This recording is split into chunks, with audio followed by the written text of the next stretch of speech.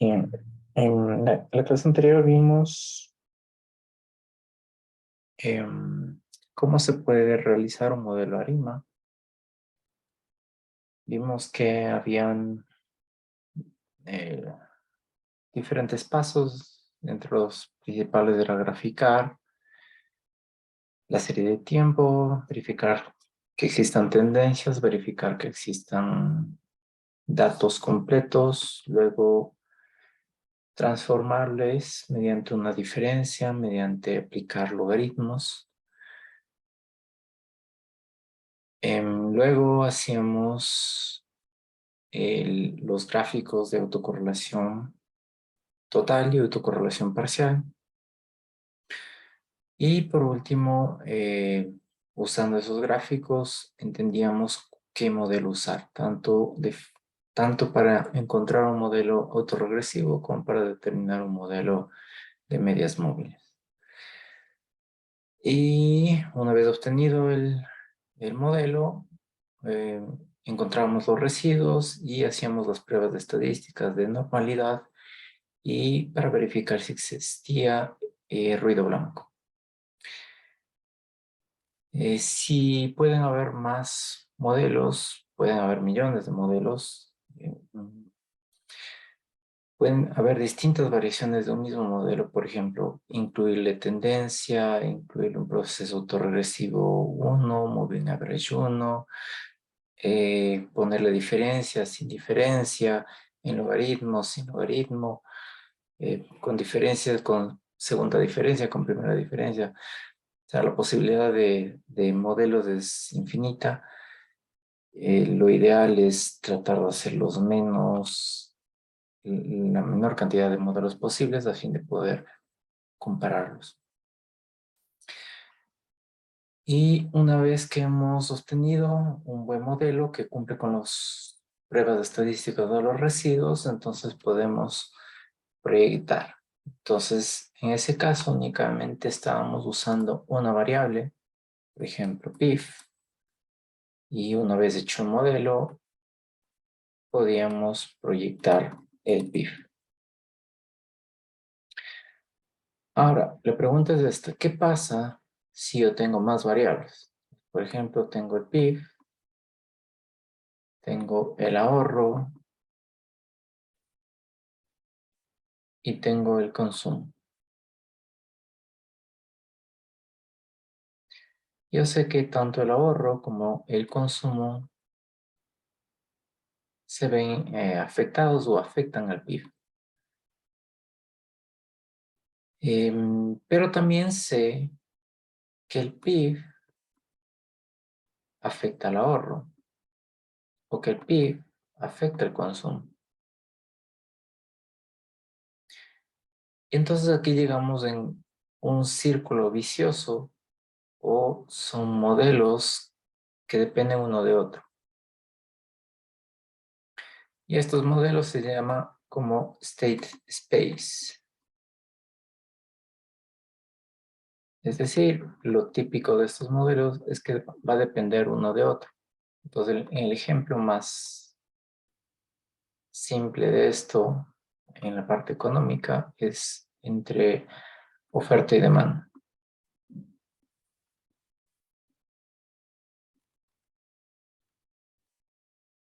Entonces sabemos que la oferta tiene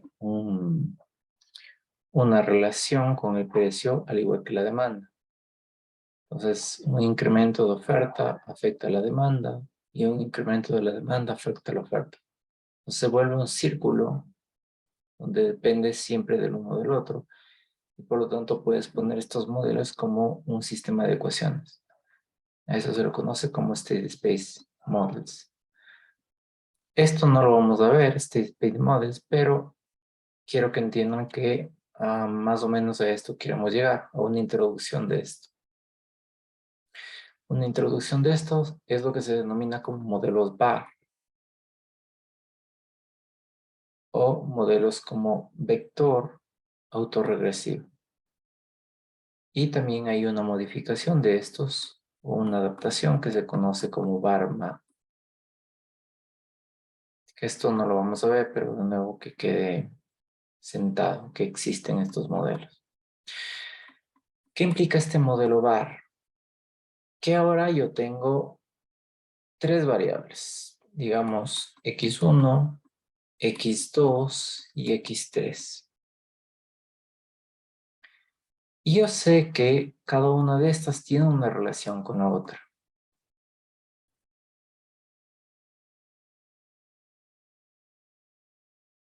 Es decir, existe cierto grado de relación entre estas tres variables, que puede ser estas mismas, PIB, ahorro y consumo.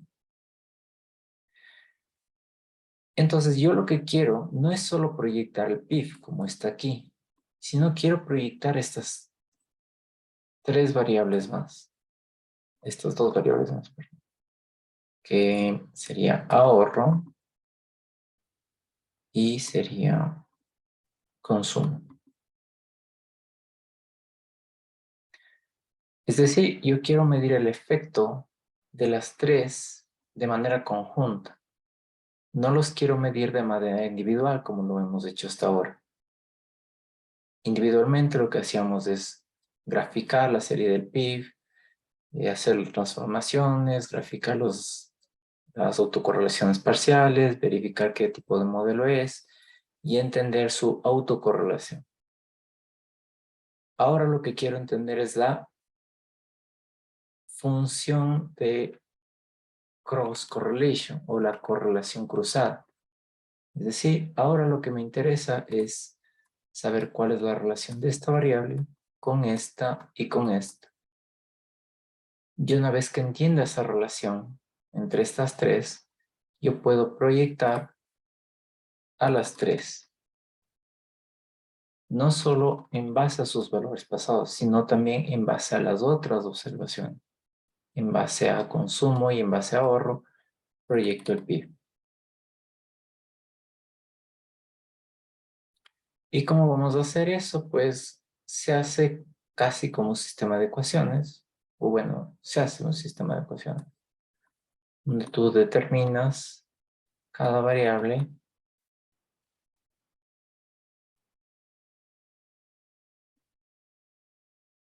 y vemos cómo influye su propia variable en el pasado,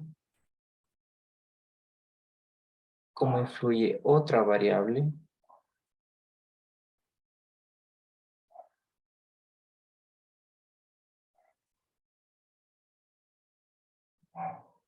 y este sería el caso más simple, donde estamos tomando un modelo autorregresivo de orden 1.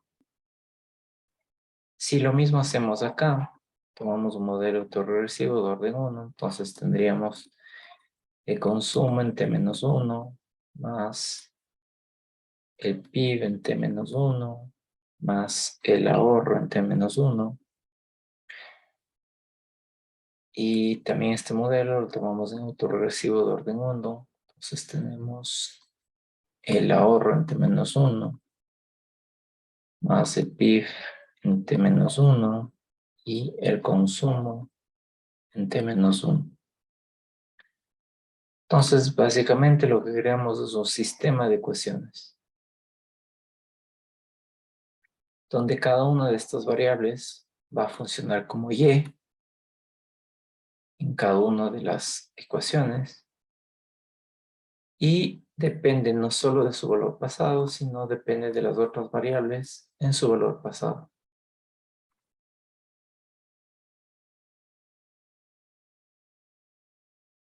A esto es lo que se conoce como un vector autorregresivo. ¿Cuál es la diferencia con el modelo AR, el modelo ARMA?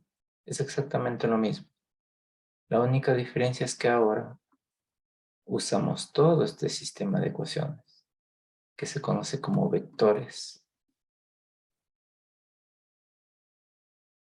Y como están en este orden autorregresivo, se llaman vectores autorregresivos de orden, en este caso 1, o var 1.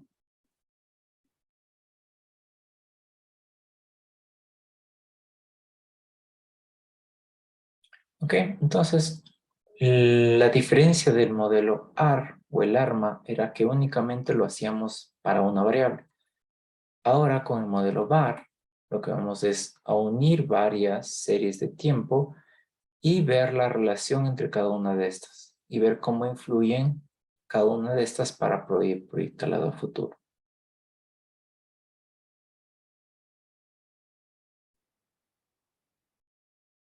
Antes de eso vamos a ver un poquito de otras cosas, que es, por ejemplo, cuando vimos el modelo ARMA, se supone que cuando tú haces un modelo ARMA, lo que ves son estas columnitas que te indican que a medida que tú te vas yendo hacia el pasado, la relación entre la variable actual y los periodos pasados tienden a decrecer. Pero va a haber casos donde esto no tiende a decrecer o no decrezca así tan rápido como decreció en este caso, sino que decrezcan de una manera un poco más lineal. A eso es lo que se conoce como modelos ARMA de larga memoria. ¿Qué implica un modelo ARMA de larga memoria? Es que justamente esa correlación con el pasado no decrece rápidamente. Y entonces significa que, si seguimos hablando del PIB, que el PIB de hace 12 años todavía tiene una fuerte influencia en el PIB de hoy, de un 40%. ¿Te imaginas lo largo que es ese tiempo? Que algo de hace 12 años todavía sigue influyendo en la serie de hoy. Entonces, usualmente estos procesos autorregresivos de largo tiempo no son tan reales en nuestro campo de economía, porque usualmente en nuestro campo tiende a pasar esto, tienden a decrecer con el tiempo rápidamente. Pero pueden haber casos que exista esto, y más que nada en términos de naturaleza, en modelos de naturaleza, por ejemplo, en poblaciones o cosas por el estilo. Tienden a presentar este comportamiento de largo plazo. Entonces, se lo estima de la misma manera que lo haces con un árbol. La única diferencia es que van a presentar esta forma.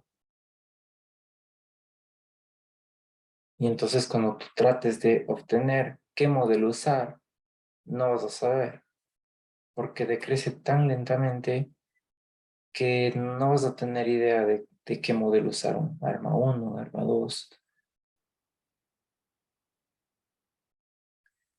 Usualmente se los define estos modelos de larga memoria cuando este valor D, que es cuando tenemos nuestra serie en, en backshift, en término backshift, este valor D está entre 0 y 0,5. Cuando esto pasa, usualmente se conoce como un modelo de larga memoria.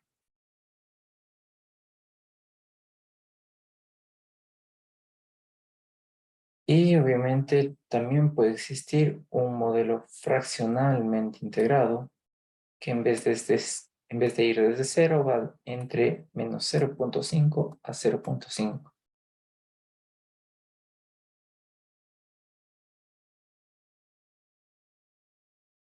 Entonces, la única diferencia con el modelo tradicional del arma es que estas correlaciones son persistentes en el tiempo y por eso se los conoce como larga memoria.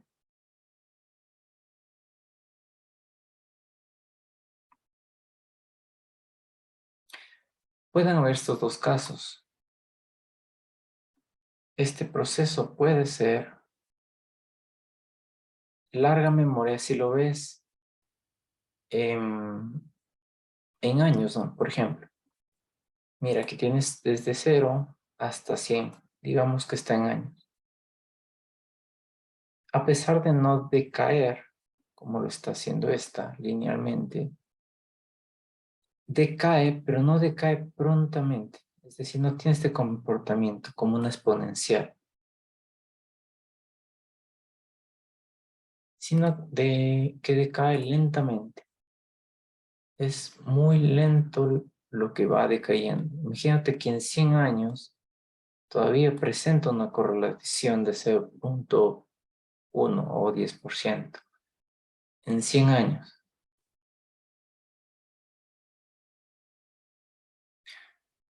Entonces puede mostrarte este modelo y tú tienes que saber que si es que no decae tan rápido como lo haría una exponencial,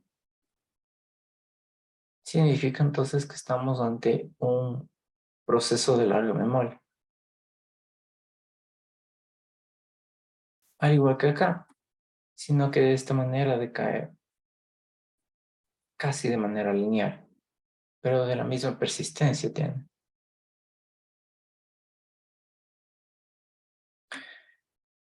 Entonces, para este tipo de modelos, se encontró que se puede estimar mediante un proceso afín. Que aquí no te pongo la matemática que está atrás, pero únicamente quiero que sepas que estos modelos de largo plazo se lo estiman como un modelo diferente al que nosotros hemos visto. Ahora, la pregunta principal cuando tú haces un modelo de series de tiempo es qué o cuántas diferencias tomar. Pues, por ejemplo, si tengo esta serie de tiempo del PIB, yo te dije que lo primero que tenemos que hacer es diferenciarlo para eliminar la tendencia. Entonces, si yo tomo la diferencia de esto,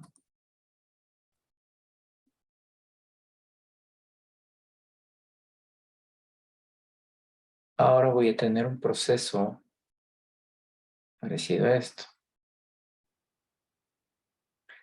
Pero en la anterior clase vimos que a pesar de que ya tenía este comportamiento, si hacíamos la prueba de estacionariedad, todavía parecía que no era estacionario. Entonces, en el ejemplo de la clase anterior, lo que hicimos es diferenciarlo otra vez más. Es decir, hicimos la diferencia de pi.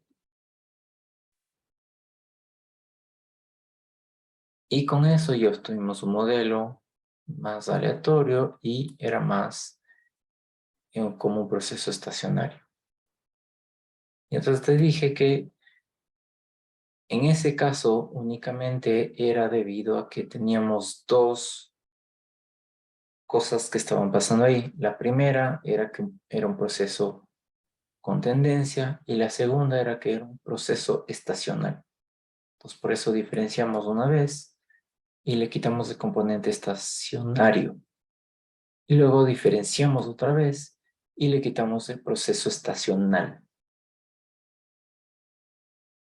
Pero te dije que eso no pasa en casi todas las series, que es algo muy raro que tú tengas que diferenciar dos veces. Entonces la pregunta es, ¿cómo saber cuándo ya le diferencié lo suficiente para ser estacionario? Y entonces aquí entra en relevancia esta prueba, que se llama prueba de raíz unitaria.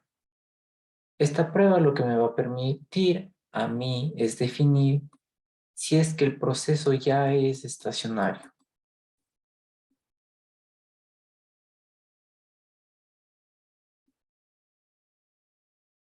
Entonces, ¿cómo funciona esta prueba? Esta prueba lo que quiere probar es justamente lo que se conoce como raíz unitaria. Quiere probar si existe este proceso de una caminata aleatoria.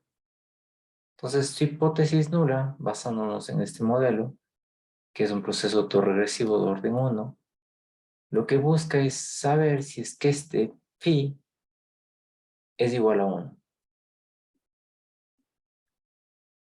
Esa es su hipótesis nula. Su hipótesis alternativa es que ese phi es menor a 1.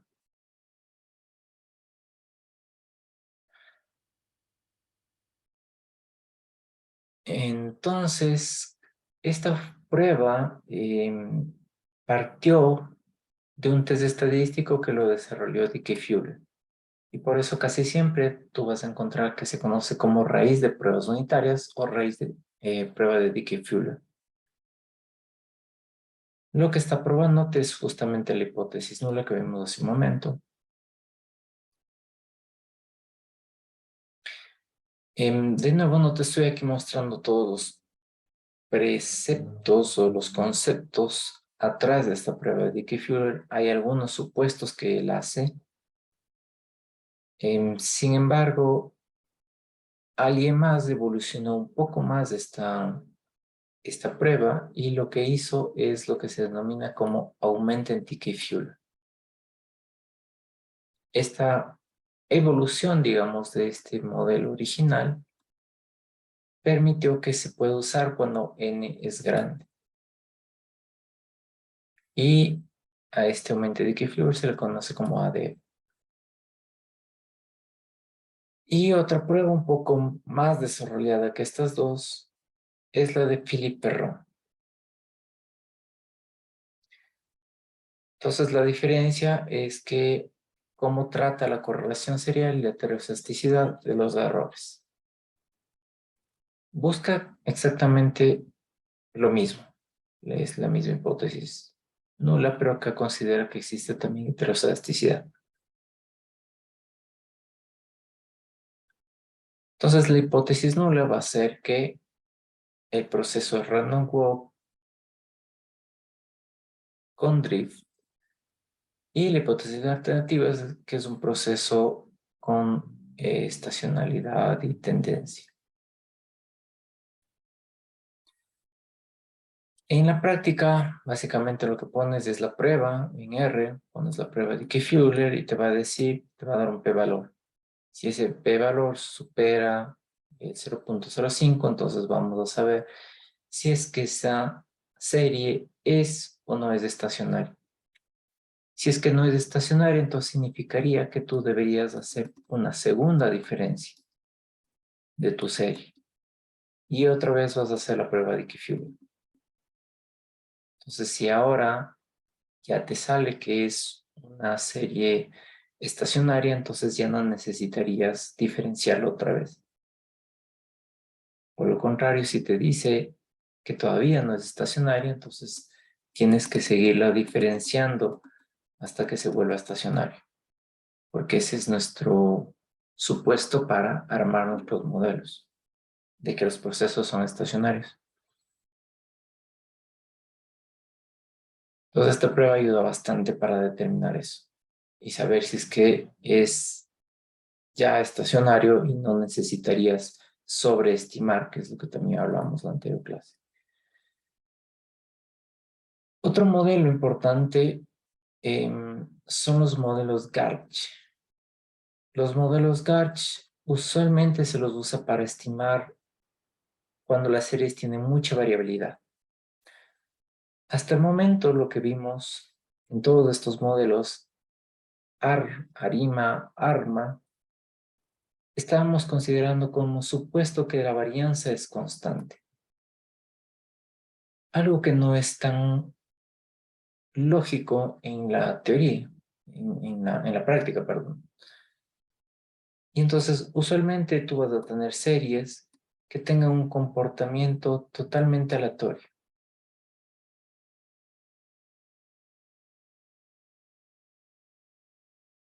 Y cuando tú quieres hacer un arma, no te va a poder encontrar todos estos ciclos. Entonces, capaz va a pasar por el medio. Y tú vas a decir, pero no me encontró todo lo que yo quería. Yo quería que me encuentre estos puntos o estos picos que fueron casos extremos. ¿Y por qué no puedo hacerlo? Porque el modelo ARIMA o Moving Average lo que está haciendo es considerar que no existe heterocesticidad. Y por eso considera que los procesos van a seguir un proceso estacionario con media cero. y con varianza constante. Ahora estos modelos Garch lo que están considerando es que esta varianza no es constante.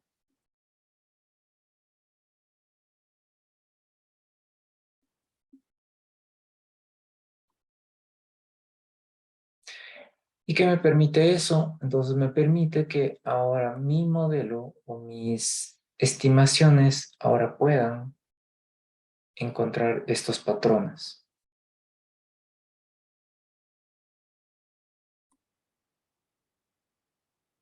Ciertamente, entonces un modelo Garch va a funcionar mucho mejor cuando tú tengas este tipo de variabilidad. Entonces, usualmente en variables económicas no suelen tener mucha varianza, pero las que sí tienen mucha varianza son las variables financieras. ¿Por qué tienen mucha varianza? Porque tienen un proceso autorregresivo bastante importante. Es decir, dependen mucho del valor pasado para determinar cuál es su valor futuro. Y esto pasa bastante en las acciones. Por ejemplo, si las acciones de Facebook empiezan a subir, hay una correlación respecto a su pasado.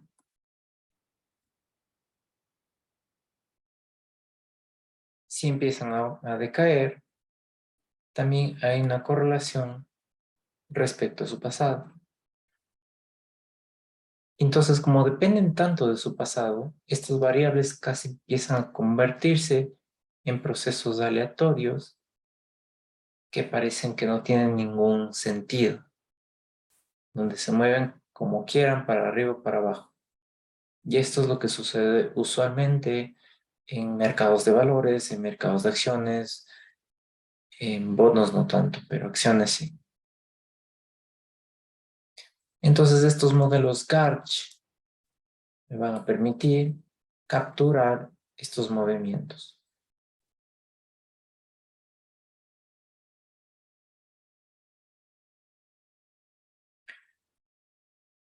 ¿Qué es lo que hace un modelo Garch? Está suponiendo que existen procesos autorregresivos, pero condicionales en heterozasticidad. Es decir, que ese sigma cuadrado W ahora es diferente para cada individuo. Entonces, usualmente se lo asocia con los retornos de una acción. Entonces, si planteamos que un retorno de una acción depende de una variabilidad multiplicada por su término de error, donde esta variabilidad depende de un, un drift, una tendencia y un proceso anterior a él. ¿Qué es lo que te dije hace un momento? Una acción usualmente depende de sus valores pasados. Influyen bastante en su valor presente o en su valor futuro. Entonces, para usar estos modelos se impone la restricción de que este factor y este factor sean positivos, mayores a cero. Cuando realizamos un proceso Arch, lo que retorna son estos procesos white noise con varianza no constante, donde la varianza condicional va a depender de su valor previo. ¿Cuál es la ventaja de esto? Que podemos usarlo como un proceso no gaussiano autorregresivo de orden 1. Para estos tipos de procesos se usa máxima verosimilitud y se necesita que la muestra sea grande. ¿Por qué necesitas que esto sea grande? Lo que quiere capturar es toda esa variabilidad. Entonces, si tenemos información desde 1900 hasta el 2020, va a ser mucho mejor para el modelo porque le va a permitir capturar todos estos procesos donde existió muchísima variabilidad.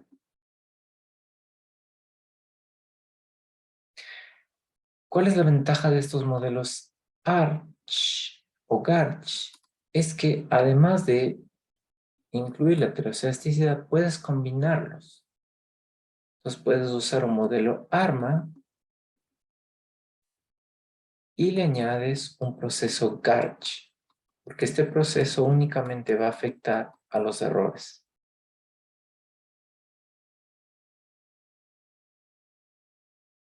Entonces, por ejemplo, si hacemos un proceso autorregresivo de orden 1 y un Arch 1, lo que estamos obteniendo es este, donde tengo una serie en el tiempo de hoy con una serie que depende del pasado. Y dentro de este término de error está este componente Arch1.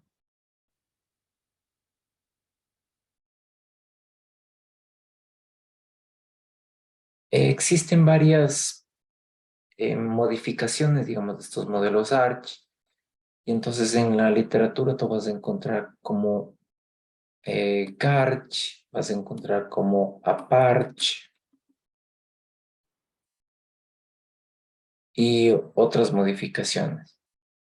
Pero son exactamente lo mismo. Lo que buscan es tratar de calcular o tratar de definir la heteroscedesticidad.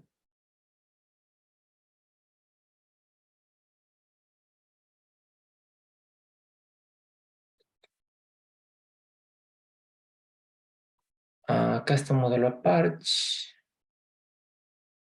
Lo que tiene son estos parámetros que se los conoce como los parámetros de apalancamiento, que son medidas de simetría. ¿Qué es lo que hace de diferente este modelo Aparch? Que considera que la variabilidad sigue un proceso simétrico y por lo tanto, si es positivo, significa que los shocks del pasado negativo tienen un mayor impacto en la volatilidad de shocks pasados positivos.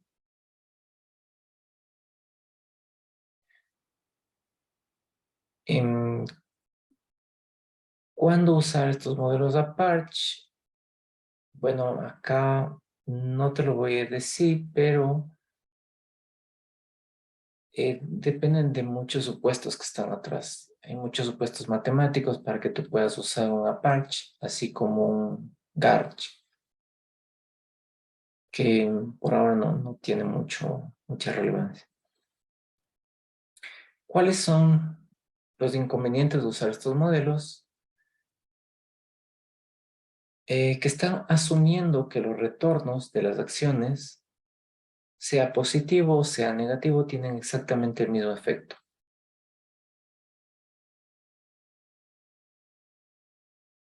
Eso es lo que hacemos cuando hacemos un modelo Arch. Pero cuando hacemos un modelo Aparch, como lo considera simétrico, ayuda en este sentido. Ayuda para corregir este punto 1.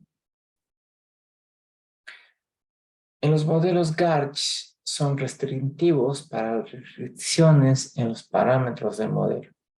Aquí tú tienes que poner muchos supuestos que están atrás, que es los que no te estoy mostrando aquí.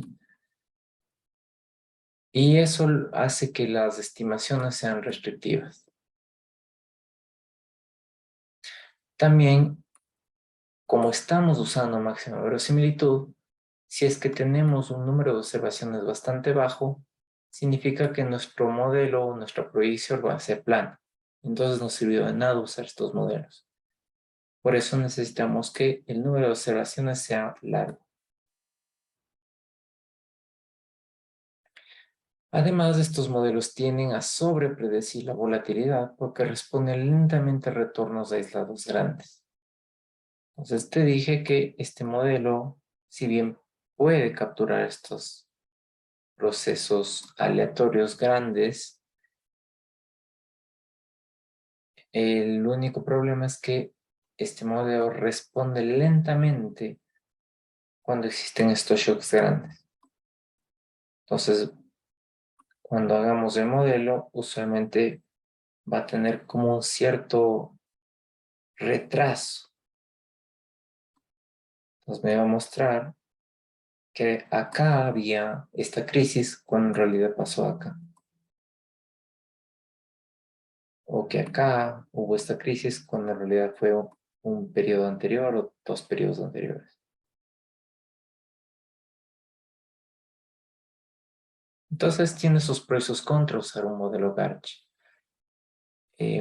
Los principales contras son estos supuestos que tú planteas.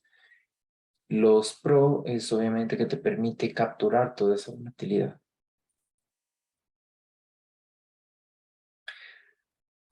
Un modelo threshold también es bastante interesante. Aquí no tanto, porque no le ponen mucho empeño en este sentido. Un modelo threshold usualmente te sirve para determinar cambios estructurales. Entonces, por ejemplo, si tú graficas alguna serie financiera de Estados Unidos, lo que te va a mostrar, por ejemplo, en el 2008 es una caída fuerte por la crisis financiera. Entonces, estos modelos threshold lo que te permiten analizar son cambios que existieron en un cierto punto. Por ejemplo, antes del 2008 tenía una pendiente de esta manera, después del 2008 tenía una pendiente de esta manera. Entonces te está mostrando que existen cambios importantes a partir de una fecha. A eso se le conoce como un threshold.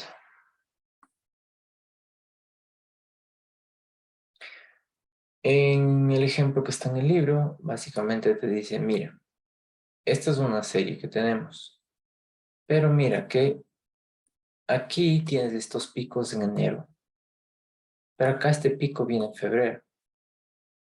Acá este pico está en enero, acá en febrero, acá en marzo, acá en enero. Entonces, si queremos analizarlo a través de la estacionalidad, no lo vamos a poder hacer, porque estos picos no se están dando en el mismo mes.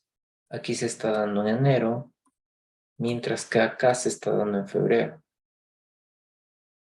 o acá se está dando en marzo. Entonces, un modelo estacional no me va a servir mucho en este sentido, porque no es estacional, no se está repitiendo en el mismo mes cada año, sino que se está dando en diferentes meses. Y entonces aquí sirve este modelo threshold. ¿Para qué? Para determinar si existen estos picos y para poder proyectarlos. Entonces, por ejemplo, en este gráfico de acá abajo, lo que está hecho es las muertes por influenza. Entonces, cada una de estas más son las muertes que existió en cada año. Entonces, fíjate que hubo periodos donde las muertes por influenza fueron bastante fuertes, mientras que hubo periodos donde no fue tan fuerte. ¿Qué es lo que hace este modelo threshold? Básicamente lo que haya es esta curva o esta línea azul. Y dice entonces, si superas esta línea azul, significa entonces que tú vas a tener un proceso diferente al que tú tenías hasta aquí. Hasta aquí tenías una pendiente, pero pasaste este threshold y la pendiente se cambió totalmente. Acá también superaste este threshold y la pendiente se fue mucho más empinada. Entonces el modelo lo que quiere determinar es que siempre que te superes este umbral, este threshold, lo que vas a tener son estos picos donde exista, en este caso, muchas muertes provocadas por influenza. Entonces, ¿qué me está permitiendo hacer este modelo threshold? Me está permitiendo predecir de que si las muertes superan cierto grado o cierto umbral, cierto threshold, implica que vamos a entrar en un proceso epidemiológico donde las muertes van a ser bastante amplias.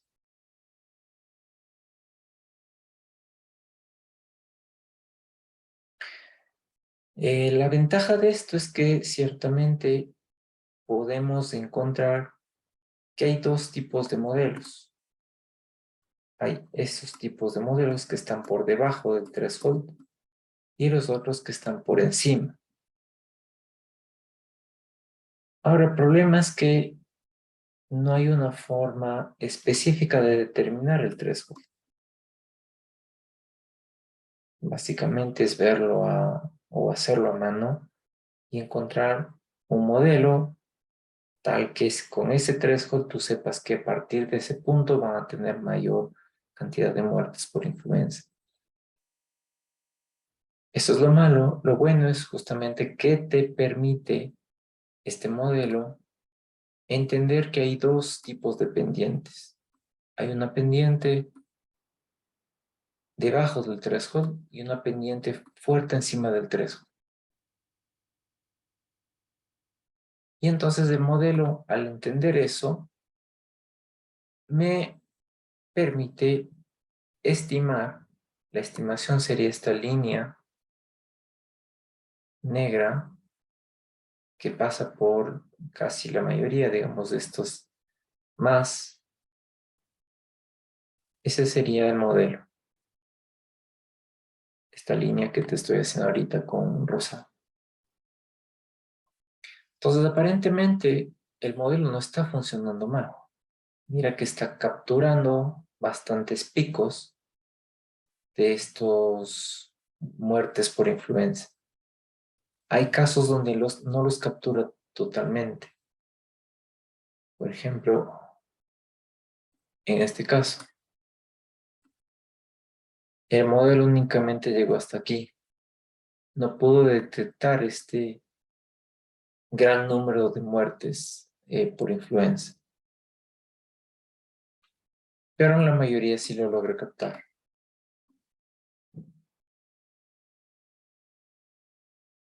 Entonces, estos modelos se usan justamente cuando tienes estos cambios. Cuando el modelo no actúa de una sola forma, sino que existen cambios en en la autocorrelación. Entonces, usualmente lo que hacen es un gráfico de autocorrelación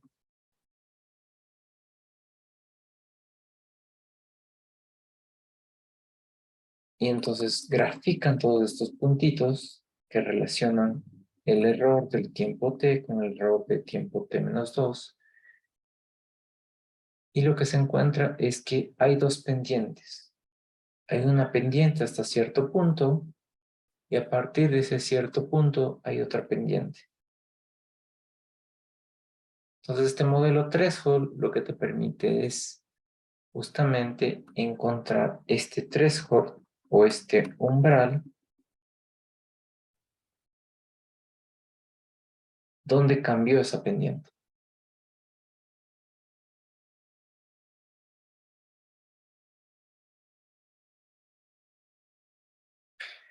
Y usualmente en economía se usa para encontrar cambios, por ejemplo, para predecir crisis económicas o para predecir crisis financieras.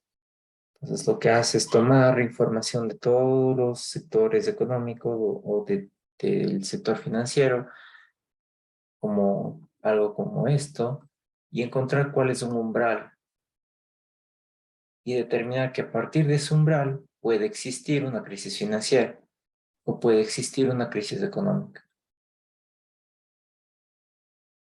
Para eso te sirve este tipo de modelos. Y por último, el modelo VAR, que es el que te expliqué al inicio. Como les dije, básicamente lo que queremos es no solo hacer la proyección de una serie de tiempo, sino que sabemos que esta serie no se relaciona únicamente con ella misma en el pasado, sino que se relaciona con otras variables como ella. Entonces yo sé que la verde influencia en la roja y en la amarilla. Sé que la roja influencia en la verde y en la amarilla. Y sé que la amarilla influencia en la roja y en la verde. Es decir, estas tres variables tienen una relación o tienen una correlación. Entonces, cada una de ellas influye en sus valores pasados y en otra serie.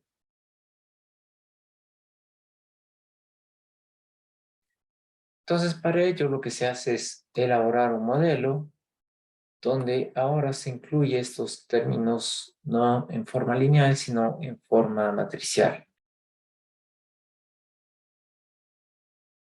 Entonces, si tenemos muchas series de tiempo, lo que nos interesa es la relación dinámica entre cada una de ellas. Por lo tanto, podríamos modelar y proyectar todas estas series de tiempo. Si esta influye en esta e influye en esta, yo tengo que entender qué proceso sigue este para que afecten este y en este.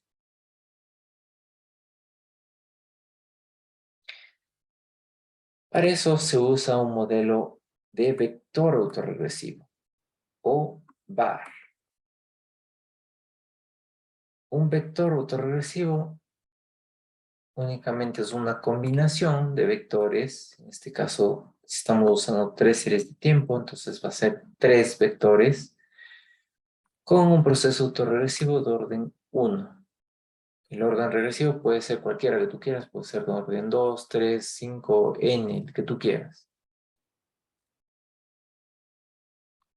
Bien, entonces tenemos un modelo que se ve influenciado por sus valores pasados y por los de sus otras series de tiempo. Pareciera entonces que este es un modelo similar a una regresión lineal multivariada. Es decir, únicamente lo que estamos haciendo ahora es incluir más variables. Antes solo incluíamos una variable y hacíamos el análisis de los residuos, del proceso autorregresivo y la proyectábamos. Ahora vamos a meter más variables y ver qué pasa. Entonces, si yo tengo tres variables, xt1, xt2 y xt3, cada una la voy a poner como una variable y, que dependerá de su valor pasado, dependerá de la otra serie en su valor pasado y de la tercera serie en su valor pasado. Y esto vamos a hacer con cada una de ellas. Es decir, estoy haciendo un modelo autorregresivo para cada una de las yes. Esto yo le voy a juntar y con esto voy a proyectar.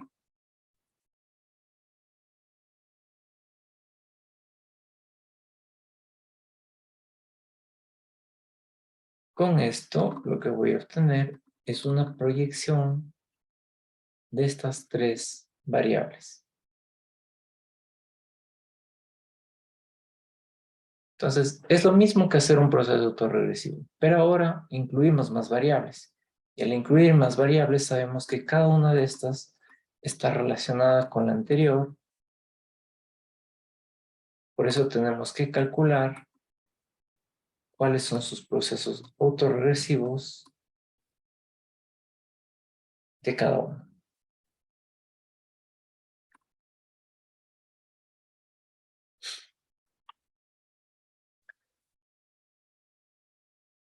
Entonces, veamos la práctica 14, donde se hacen estos ejercicios de estas cosas. Entonces, lo primero que vimos era un modelo ARFIMA, que es un modelo de larga memoria. Para usar este tipo de modelos, se usa la librería ARFIMA. Pues tienen que instalarla y luego le llaman la librería.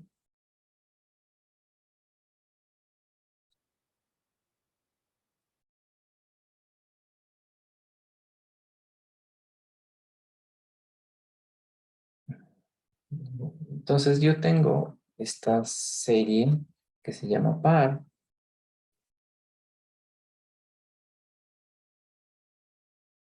Y lo que voy a hacer es tomar logaritmo y hacer un modelo affín. Y con esto voy a obtener el resumen.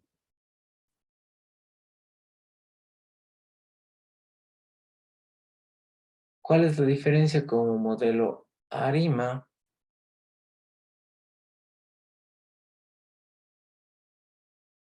Que acá no te está dando las cosas que vimos que te dan en ARIMA, por ejemplo, el Acaike, el Bayesiano y cosas por el estilo.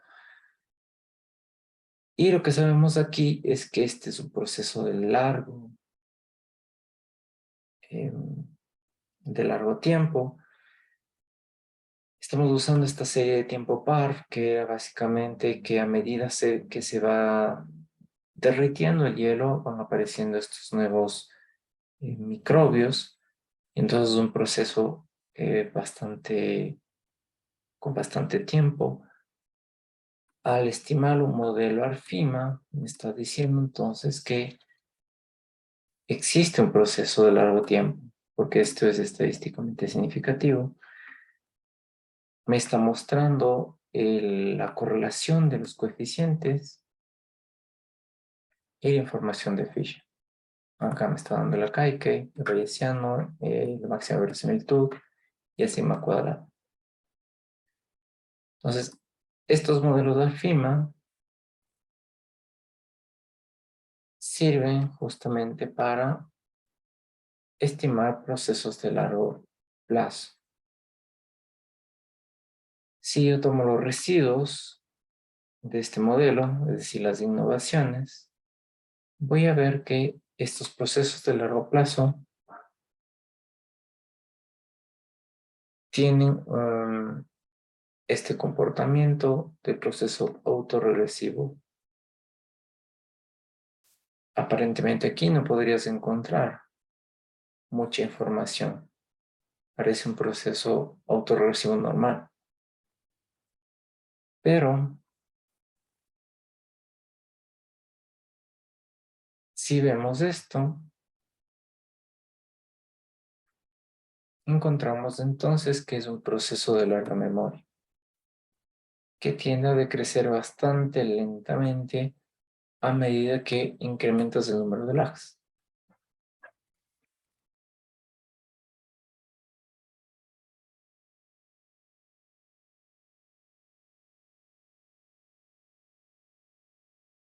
Este mismo ejemplo, usándolo como un logaritmo,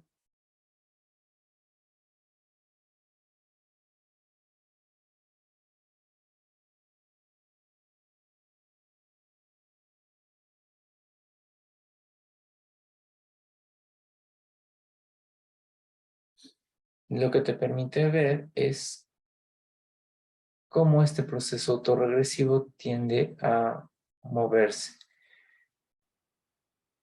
o tiende a decrecer.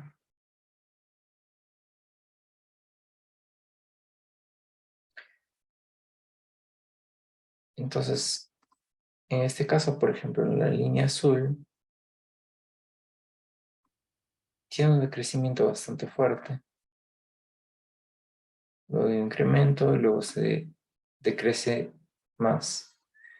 Pero en este proceso rojo, mira que decrece bastante y luego casi que se mantiene. Va decreciendo muy lentamente. Esto de nuevo es un signo de que existe una persistencia de ese proceso autorregresivo o de esa autocorrelación con sus valores pasados.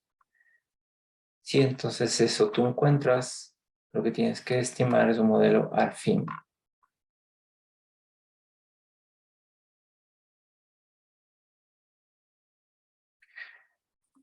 También vimos que podías hacer pruebas de raíces unitarias. Para ello usamos esta librería que se llama T-Series. Y aquí están los tres tests que te dije. Aquí está el Tiki Fuller, que sería este. Este es el tiquifilo aumentado y este es el Elisperrón.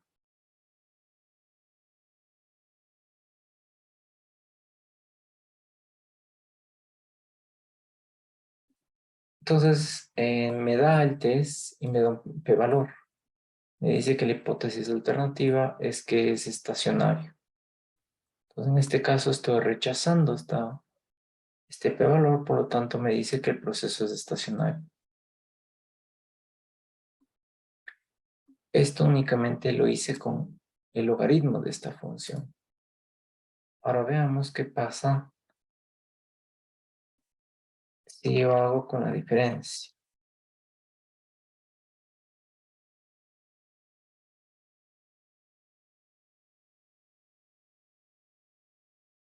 De nuevo me dice que es un proceso estacionario.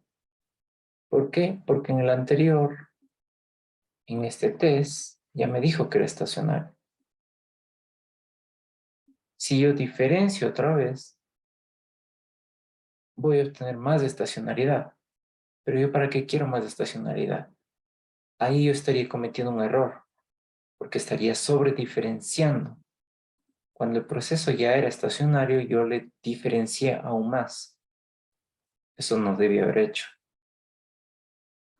Entonces, para esto es importante esta prueba de raíz unitaria, para saber si tú no estás sobrediferenciando una serie.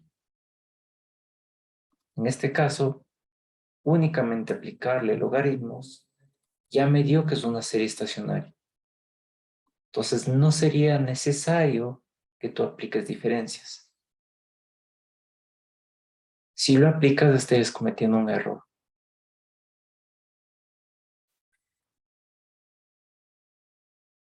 En todos estos tests, me está rechazando la hipótesis nula.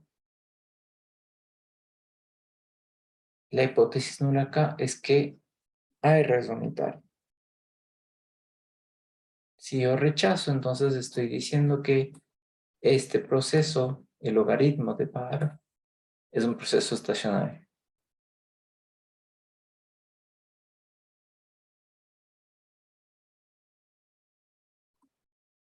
Entonces no debería diferenciar.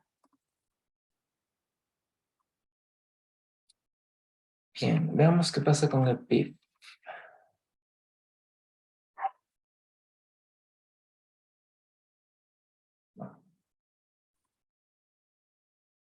Entonces, esta es mi serie de PIB de Estados Unidos por trimestres.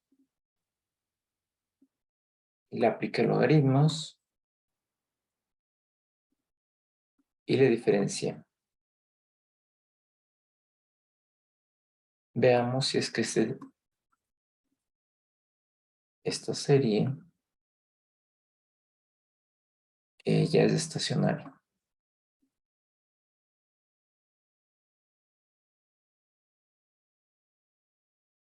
Entonces me dice que ahí ya es estacionaria. Si es que yo no tomo diferencias, me dice que tiene raíz unitaria. Por lo tanto, yo debería diferenciar, debería aplicar diferencias para eliminar esa raíz unitaria y quedarme con una serie estacionaria.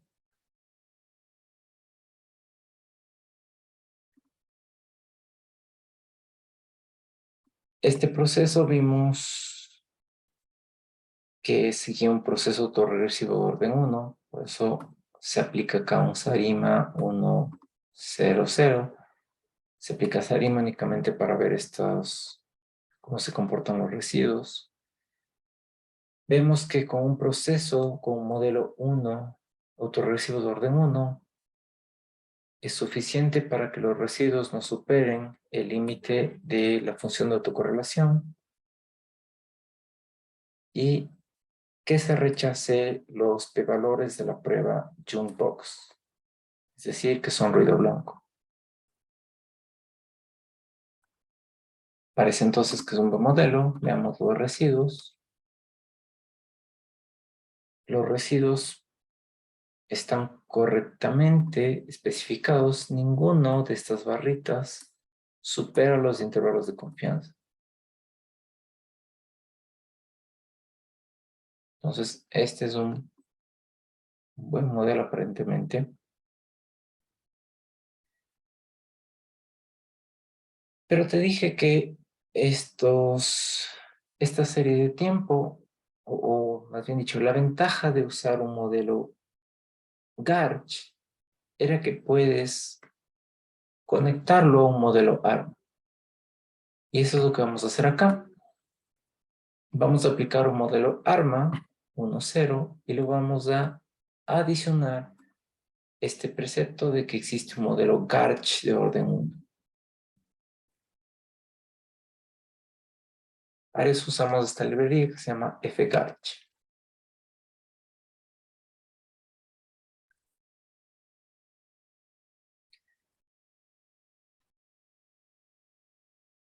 Bien, entonces estoy haciendo un ARMA y un Garch. Este método usa máxima verosimilitud, por eso tiene parámetros de inicio.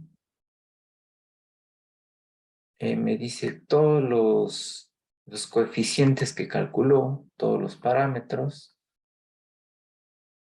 Me dice cómo fue resolviéndolo hasta encontrar el modelo óptimo.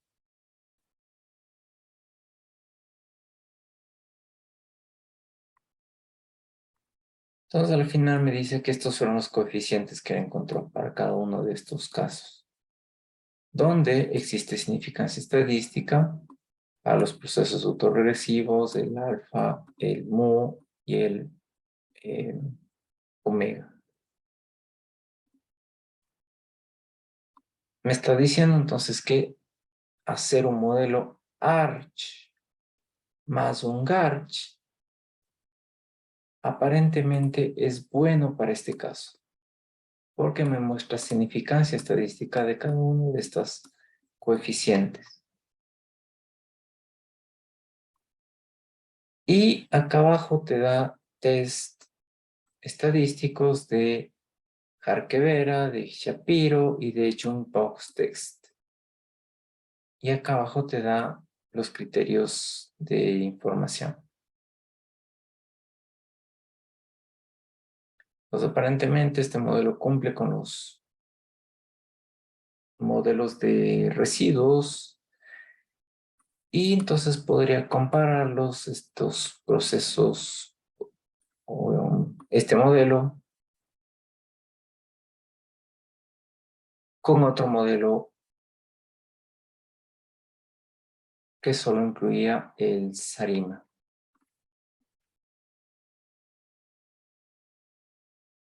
Acá tenía 644, acá tiene 647.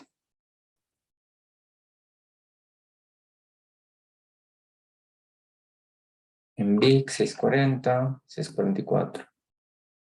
No, 640. Entonces puedes comparar para ver si es que funcionó mejor un modelo ARMA-GARCH o solo un modelo AR.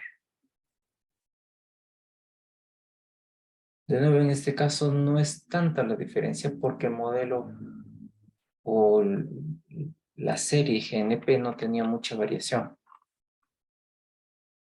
No tenía mucha variabilidad como lo tienen usualmente las variables financieras. Entonces, aparentemente parecería que aplicar un modelo Garch no ayudó más de lo que tuvimos cuando tenemos únicamente un proceso autorregresivo de orden 1.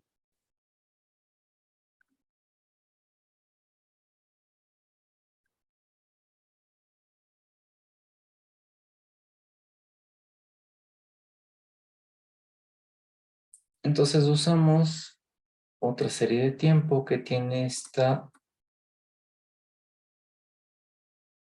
serie financiera del Dow Jones. Este es el Dow Jones cuando abre al mercado, su valor máximo, su valor mínimo, cuánto tuvo al cierre y cuál fue el volumen de ventas por cada uno de los días. Si vemos el proceso autorregresivo, de esta serie,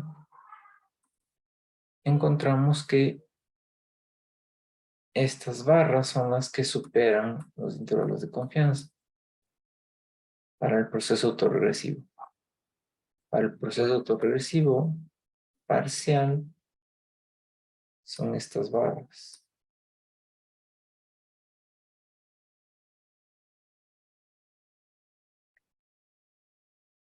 Aparentemente aquí la más importante es esta, la primera barra, que te estaría diciendo que sigue un proceso autorregresivo de orden 1.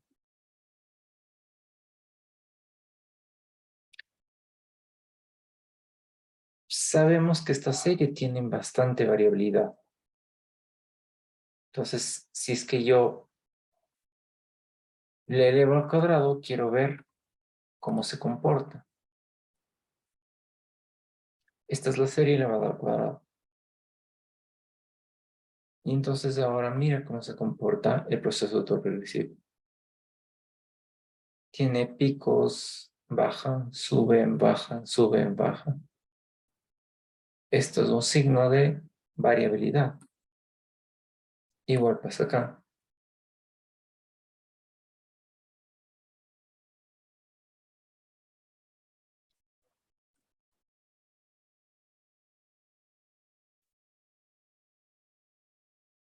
Entonces, como te dije, estas series de financieras usualmente tienen este proceso. Significa entonces que en este caso sí deberíamos incluirle un modelo Garch. ¿Cómo determinar qué modelo sigue? Usaría esta serie para determinar qué modelo ARMA sigue. Y usaría la serie elevada al cuadrado para determinar qué modelo Garch sigue. En este caso, la primera barra no es tan importante como la segunda.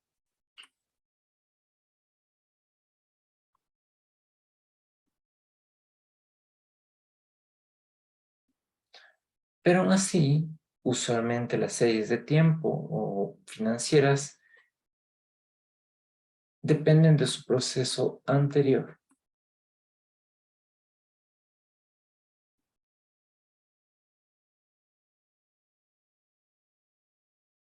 Esta es la importante, porque esta, si fue negativa, implica que esta sea positiva. Si esta es positiva, implica que esta es negativa.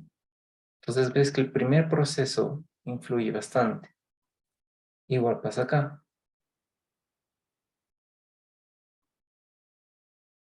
Entonces por eso se define un modelo Garch, un proceso autorregresivo de orden 1 y con un proceso moving average de orden 1.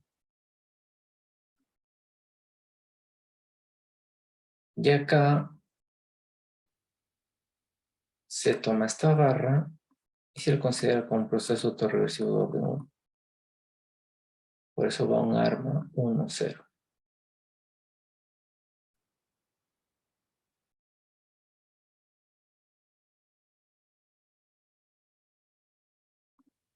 Entonces, esta era la serie de tiempo.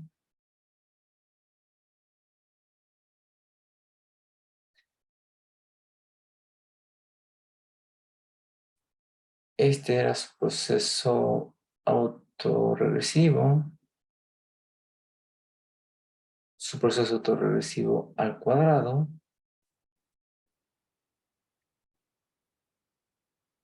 Su cross correlation, sus residuos. Los residuos estandarizados. Y el cucuplot.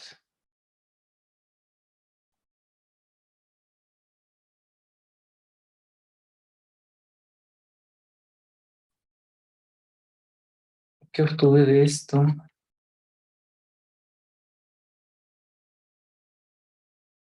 De nuevo, este es un proceso que se inicia como un ARMA 1 y un GARCH 1.1. Me muestra todas las variables que encontró, me muestra cómo fue el proceso de automatización o de maximización. Y luego me muestra cuál fue el resultado de cada uno de estos coeficientes. Lo que me interesa es ver esto, si son estadísticamente significativos, que lo son. Entonces, en este caso, incluir un modelo Garch sí ayudó a mi modelo a poder capturar ese comportamiento aleatorio. Y de nuevo te presenta test de los residuos, puedes compararlos con criterios de información. Esto es lo que usualmente vas a tener que hacer cuando tengas, en este caso, acciones de variables financieras. Se los determina como un modelo Couch. O en este caso podemos hacer también un modelo Apache y ver si tuvo algún resultado diferente. 659 y acá 655. Entonces, aparentemente el modelo que usa la asimetría, que es el Apache, no funciona mejor en el Acaike.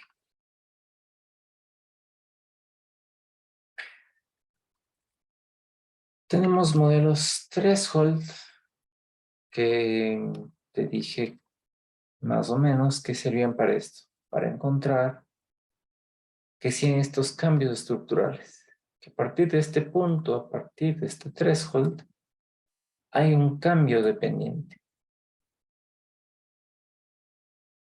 Entonces estamos comparando la serie de la influencia versus la influencia de su periodo pasado. Y existe este comportamiento o esta tendencia no lineal. Siempre que existe eso, entonces implica que se pueda determinar un threshold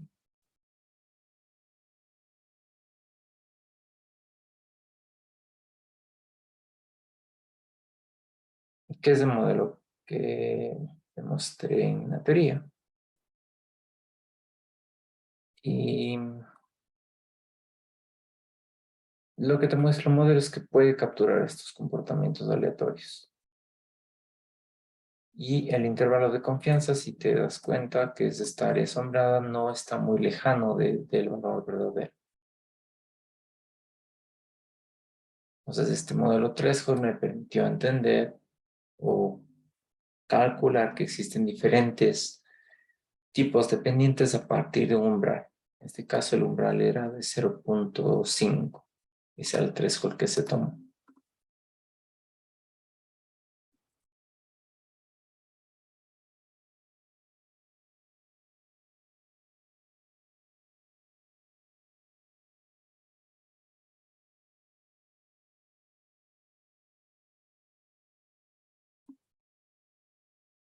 Bien, esta era la serie. En diferencias, esos son los residuos. Sigue un proceso autorregresivo.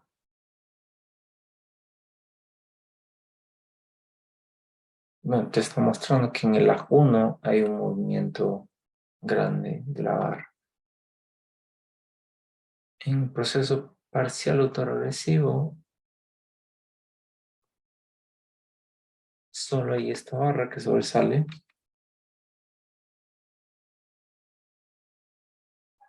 Y te muestra cómo se comporta con los lags previos, lag 1 versus lag 0, lag 1 versus lag 1. Esta es lo que te decía, que el modelo 3 lo que te permite es hacer estos cambios, que son justamente estas líneas rojas que te ponen acá, que son cuando hay estos cambios estructurales de un proceso alto a un proceso bajo. Y ese es el threshold que te permitió calcular esos picos.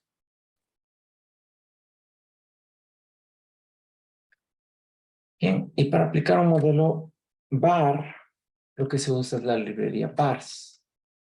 En este caso vamos a usar el modelo de mortalidad con temperatura y las partículas de contaminación. Y lo que se define es de esta manera, como un var X que incluye estas tres variables.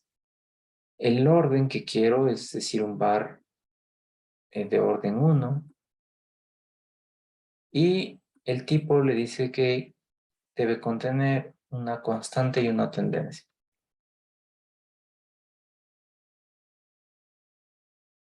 Este es mi modelo var. Si tú te das cuenta, hizo un modelo para cada una de las variables. Uno para mortalidad, uno para temperatura y uno para partículas. En cada uno de ellos estimó los coeficientes. Con eso, lo que creó es la matriz de varianza-covarianza de los residuos y la matriz de correlaciones. Eso lo voy a usar para estimar. Ahora, hay una forma interesante de cómo escoger un modelo var. Y para eso se usa esta función que se llama var select. Lo que hace es, en este caso, definir cuántos lags quiero tomar. Le digo que tome máximo 10. Entonces me toma 10 lags y en cada uno de los casos me da los criterios de información. ¿Qué es lo que está buscando aquí? Es cuántos lags debería tomar para este modelo var. Entonces, acá hay que me dice que debo tomar 9. Hannah Quinn me dice 5. Esta otra variable 2 y esta otra variable me dice 9. ¿A cuál le hago caso? Bueno, depende de cada investigador. Usualmente se usa la Kaike o el Hannah Quinn.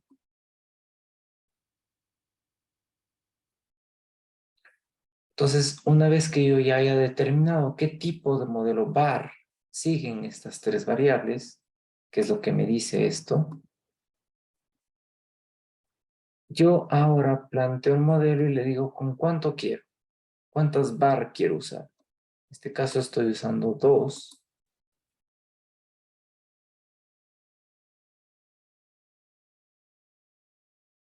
Y aquí me muestra una matriz donde yo puedo ver los coeficientes o las funciones de autocorrelación individuales y comparados con los otros. Lo que veo aquí es que no, este modelo var 2 no me está capturando correctamente esta relación entre la temperatura y el número de partículas. Acá también entre partículas y mortalidad.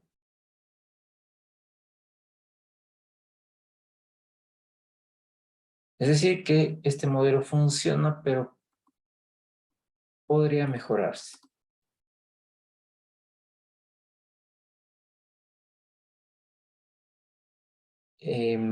Puedo comprobar esto a través de un test de correlación serial. Para eso hago este modelo y entonces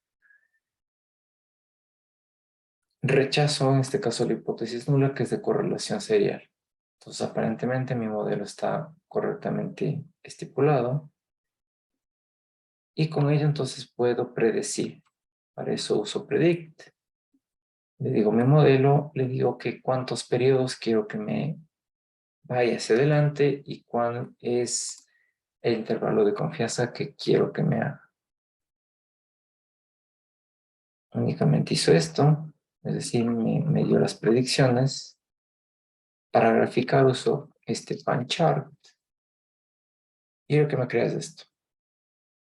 Cada una de estas variables, mortalidad, temperatura y partículas, muestra cuál es su proyección. Entonces yo sé que cada una de estas tiene una relación la una con la otra. Y usar entonces este modelo var, lo que me permitió no es solo predecir una variable, sino predecir las tres donde influyen la una sobre la otra. En este caso entonces me está mostrando que la proyección de la mortalidad es hacia abajo que la contaminación es hacia abajo y que la temperatura va a tender a crecer.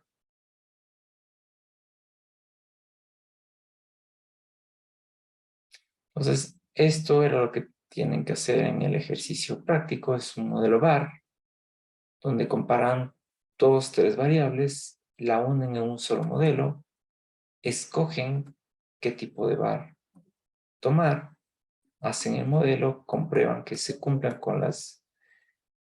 eh, con las hipótesis de correlación serial y luego proyectar.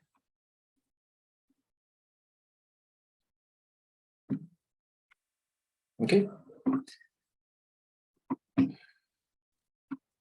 Bien, ¿alguna pregunta?